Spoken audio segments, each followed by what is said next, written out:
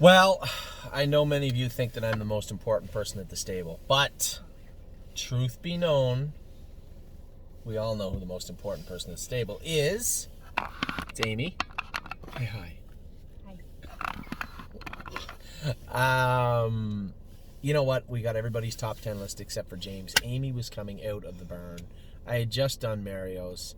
It turned out to be a nice day. The sun's out now. And I wanted to make sure I got her top 10 list. Now, I'm pretty sure I know what her list maybe looks like because her and I talk all the time about the horses. But I was surprised to find who was on the top of some of the other lists and who made the other lists. It's really, really cool to get a different perspective from everybody. Now, Amy and I, as I said, talk a lot about the horses. So I'm curious to see what her list is going to look like also.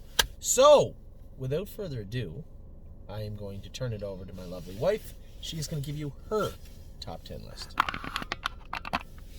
I just have one question. What? This is like for right now. This isn't... You know what? I gave everybody a wide berth. If people wanted to make it overall, I allowed it to be overall. Mine are for right now because I do a top 10 list every week. But no, I think you can generalize and make it about...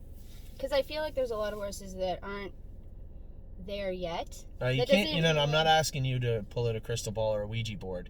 I'm looking for what you've seen up to now. I don't care about what people, I allow Mario to talk about the ones that he thought, and I do from time to time talk about the horses I think will be good. There's no point dreaming on this video. This video is about what we see tangibly right in front of us right now.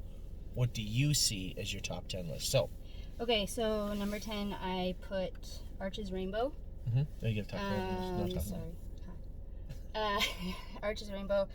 She is consistent for the most part. She does make mistakes, but when she doesn't make mistakes, she's hard to beat out there. She is a nice big tall filly. She want to scare Shane. Needs to. That's not very nice though. That's not nice. Look at Jeff. He's laughing. I think he's laughing. He doesn't have teeth, but I think he's laughing. Hi, Jeff. Oh my God. Okay, so yes, Arch's Rainbow I put at number 10. She easily could be higher, but she's on my 10. Number 9, Better Be Sawyer. Did you happen to see the draw for tomorrow? No. I took your job in Better Be Sawyer. Oh. But you had Unbeatable Camp in there, so I actually really enjoy going with this filly. She does everything right. Honestly, she's at number 9 because she's a pacer, and they have a long road ahead of them. They have to go. Really, everybody that works for us has a negative feeling towards pacers because they have to go so fast. But really, when you think about it, the trotters have to trot, have to work throughout the whole summer. I understand they have to go fast, but it's still nice having a nice horse. Johnny and I talked about this, and I said, Luck of the Dragon, I think, was Johnny's number 1, and definitely my number 1 pick. And he said he put him at 3 or 4 because he's a pacer, and I think we all have that thought process that pacers just have to go so fast. And you're right, but it's still good. You still got to judge the horses fairly on their merit. So I understand what you're saying, and yeah, she's a nice filly. But I did take you off for tomorrow. I'm going with her tomorrow. Thanks. Yeah. Okay. Number 8, I have Tioga Sunshine. Now this filly, I haven't gone with her in probably 6 weeks, and to be honest, she only made my list because I did go with her the other day.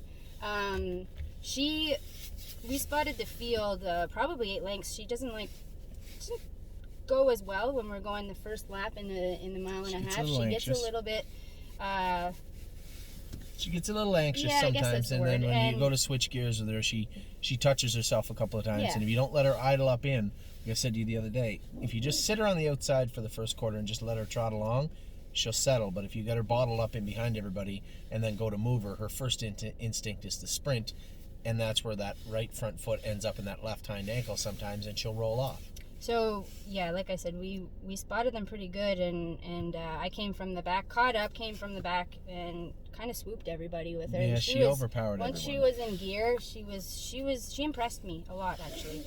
Number 7, Massive Profit. I do have a thing for muscle massives, to be honest. Oh, yes. But I do think that he is on the right track. Everybody likes him. He had no hobbles on the other day. I know. James said he was awesome. He's got a very nice gait. I honestly haven't sat behind him in a while, but when I did, I did like him. He needed gelded. He needed a couple things changed, but when we were training the other day, I was actually really surprised that it was him that was coming hard on the outside.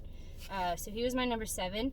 Number 6, I actually put Rosie's Masterpiece at number 6. Mm-hmm. Now hold on a second. I see. Excuse me. I see that you have scratched out Spence. I did. And omitted him from your list. I know. He went from 6 to off your list. This is a horse that was number 1 on Jimmy's list, number 3 on Johnny's list. Know. And you took him first. You put him at 6th, which was fine. Then you scratched him out to put a whole other horse on there, and then didn't even put him back on the list. He's nowhere to be found now. I know. Well, whatever, it's done now. So Spence is no longer on your list at number 6. Now you've omitted him. He doesn't need to be on everyone's list. Okay, I see it. Rosie's Masterpiece was on Mario's list. Actually, you and Mario are the only two that put her on the list. Well, she was impressive on Open House Day. She certainly was. I actually have a small, her full brother, Crystal Fashion. No, that's not the same horse. Will to Win Hanover is Crystal Fashion's sister. Oh, shoot. She's already on my list, too. Sorry. Whose is that sibling? That is Rosie the Riveter. Rosie the Riveter made $1 million almost in Market 52. And I bid on her brother, her full brother last year, was my top pick of the sale almost. I was the underbidder at $95,000 on Rosie's War Bonds last year. That's why I remember This is that Rosie's Masterpiece. Okay, I'd still like her. Well, she's a likable horse. She can fly. Yeah. The only thing you got right was that she looked very good on Open House Day. I know, she's kind of not been. Well, yeah, right Mario explained lately. it to everybody. He said that Felix chopped all her toes off 3 weeks ago, he thought, and he's been just trying to go easy with her, which is fine. I thought she looked great the other day. I saw her in the video. I won the set with somebody. I didn't see her in the mile, but I saw her when I reviewed the videos. I watched her trotting hard on the end of it. She looked fantastic. I was really happy with her, and she is a big, powerful filly. I don't blame you having her at 6. I'm just questioning your scratching out of Spence I know. completely and then putting in another horse. But that's fine. It's your list. You do what you want. Thank you. So number 5, Renegade Gypsy. He seems to be on everybody's list too. He's a nice big horse. He can sit. He can not sit. You can move him wherever you want. He doesn't seem to make that many mistakes, and he just looks. He's just looks the part. It's funny because I think your top 4 is the exact same top 4 as Johnny McKinnon, or very close. No one had Will to Win on their list. I think James will. He was on my list. She was on my list. Okay. She was definitely on Mario's list. He had her at number 4 also, Will I believe. to Win? Yes. Okay. He had her up high anyway, and I think Jimmy or Johnny had her also. Everybody's had her, I believe, and they should. And I keep telling everybody that James has done a fantastic job with her. There's some horses that I purposely try not to go with. Yeah. She's one of them. She went fine for me. I just found that she was a little stubborn, and it wasn't that she had a problem with the work. Is that when you force her into a position, her first feeling is to fight. That's not a bad thing, but I don't want to get her pissed off right now, and I don't want her. She's so fast and so strong. There's really no need for me to go with her, and James gets along with her really well, so it's a good fit, a match made in heaven. So, Will to Win Hanover. I don't blame her for being on your list of 4. I think she's one of our best horses. She's a killer with a beautiful gait, and her attitude is improving weekly. Yeah, she's nice, I think. That is Crystal Fashion's full sister. Full sister who to Crystal raced against Fashion. Lawmaker, so I kind of had some backstory there, but yes, I do like her. I don't like following her when we're training. She wanders because she's in the snowbank and then she's out here, and I don't know how she trots, or James keeps her trotting, to be honest. But she's all she does is very trot. Strong. Now number 3 is Luck of the Dragon. He's pretty hard not to put him on your list. Everybody has him up near the top. I had him number 1. Johnny had him up high. He's been in the top 3 of everyone's list so far, as he should be. He's improved immensely since we broke him. Yep. He had a really bad attitude before we gelded him, too. Really bad. Mm-hmm. So I just feel like he's come full circle. He deserves to be on the list, and he seems like he's strong and going forward. I'm looking at your top 2 here. I think you're a little biased. And that's what I was going to say to you about being biased, because, I get that now, that your list might be... biased. Everyone's lists are, but... Everybody's lists are a little biased, So, coming in at number 2, which was kind of I didn't really have to think about this, but, so Unbeatable Kemp. He's a nice horse. One of my favorites. He's just nice. Like he broke nice. He doesn't do anything wrong. Well, he does a couple things wrong, but he's just goes out and does his work, and every day. It doesn't matter if it's Tuesday or Saturday. He's ready to rock, and he doesn't do anything that, well, other than pulling up after the mile. That's getting a little annoying, but it's going into the turn. Might need so to it's let a you good fix a that. good 16th of a mile. No, he did it on me the day he trained awesome. He come flying through the wire and then literally just dropped anchor when he got to the turn. And it wasn't that he was trying. He is pulling up, but I think he's pulling up because he's worried he's going to hit himself. Because there's no need for him to stop up like that. And other horses have. Globetrotting used to do that all the time too. It's more annoying than anything else. It's certainly not infuriating. And considering he does everything else right, I'll give him a pass on that bad habit. And he's still stallion too. That's right. Which, well, we'll see. And then, surprise, surprise, number 1, Isa 10. She's pretty number 1 on everyone's list. Pretty solid. It's pretty hard to... Mario's number 1, your number 1. Jimmy Number had 2. spent the horse that you erased off your list. And she was number 4 on my list. She's just a really, really, like Mario said, if the stakes were today, she'd be the state champion. And yes, but the thing that's perfect about her is she's not big. She's medium-sized filly, very muscular, carries a big frame for a little horse, and her, like I said, her knees are probably perfectly built. Everything about her is built well, so she's not going to get sore. She's not going to get lame. She's going to continue to do her work well. And these are the things that I gravitate towards because, I don't think there's going to be a difference. You can look at your list in February and you can look at your list in May, and I think she's going to be on both lists, somewhere close to both the same. She's not going to have any reason to regress or her speed dissipate or get sore because she's just perfectly built. So I think that's why this filly is the way she is. Not to mention, not just Lawmaker. You remember we had the brother, right? Joey Pearl? Yeah. Nah, he changed his name. That's a dumb name. I don't know why he changed his name to that. What but was it before? I forget now. It's a million years Can't ago. remember. But we actually had Lawmaker's brother before Lawmaker, and the gentleman ended up buying the horse and taking him away and giving him to somebody else. And Wally Hennessy ended up with him at one point, and then he bowed a tendon. He was by Bob Burgess' old sire, the No, not Amigo Hall, the Glide Master. He was a Glide Master, first crop, I think, or one of the first crops of Glide Master, and he still ended up winning like 20 races and making $100 and some thousand, taking a mark of 55 or 56. So that entire family, the only one that hasn't shown up yet is Declared Lawful, the brother from last year that I didn't buy, that you got mad at me for not buying. I remember that.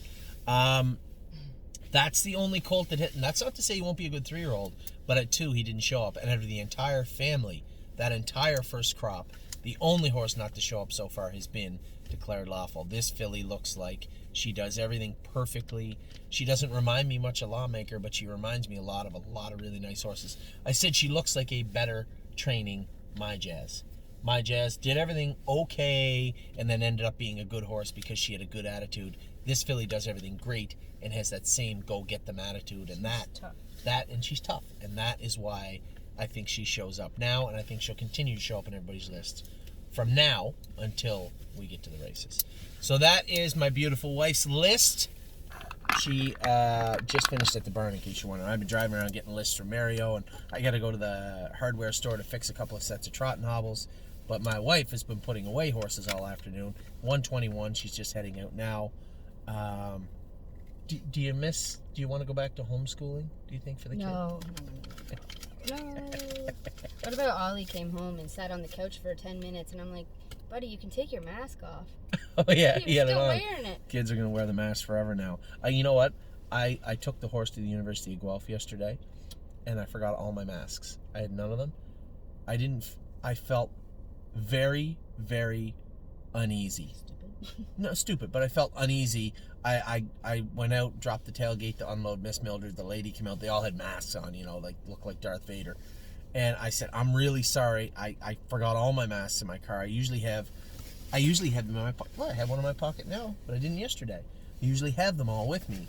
Man, oh man, you feel so stupid not having them now. And I don't know how we're ever going to get back to not having masks. You just feel naked now without them.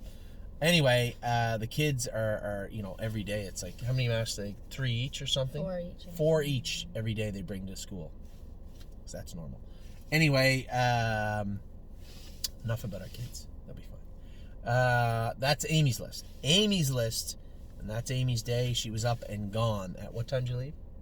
7? 6:45 she left.